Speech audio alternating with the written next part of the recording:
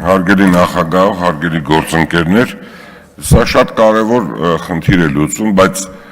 ես ուզում եմ նախ ձեզ շնորհակալություն հայտնել, պարոն Արշակյան, որ դուք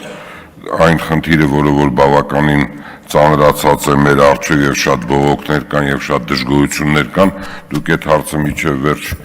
քննարկեցիք, առաջ քաշեցիք եւ այդ հարցը նորից հնչեցվեց։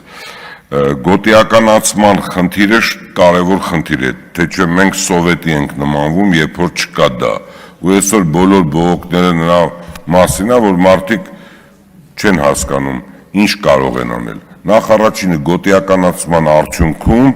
ներդրումները անգամներ կմեծանան, որտեղ մարդը հստակ կիմանա, թե այդ ներդրումը որտեղ է կատարելու, ինչ եկամուտներ կունենա, ինչ խնդիրներ կունենա եւ ինչ շարժ կունենա եւ ինչ մրցակցային հատվածում կգտնվի։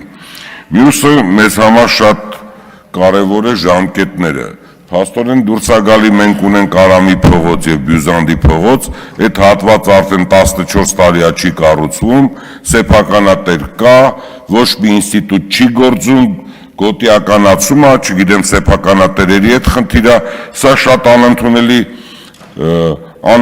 է, ես առաջարկում եմ պետական մարմիններին եւ ձեզ, որպեսզի դուք մի օրենք բերեք, որը որ ժամկետներ սահմանի։ Հակառակ դեպքում մեր երկրի գրավչությունը նույն այդ կենտրոնի պատճառով նվազել է, փոշի կերպ չկառուցված եւ այդ չկառուցված լինելու պատճառով տուրիստական հոսքերը հնարավոր է դրա պատճառով շատ վատ իմիջ է ունենում Երևան քաղաքը։ Ես խնդրում եմ, չնայած որ շատ գոհ ենք մենք քաղաքաշինության կոմիտեից, որոնք որ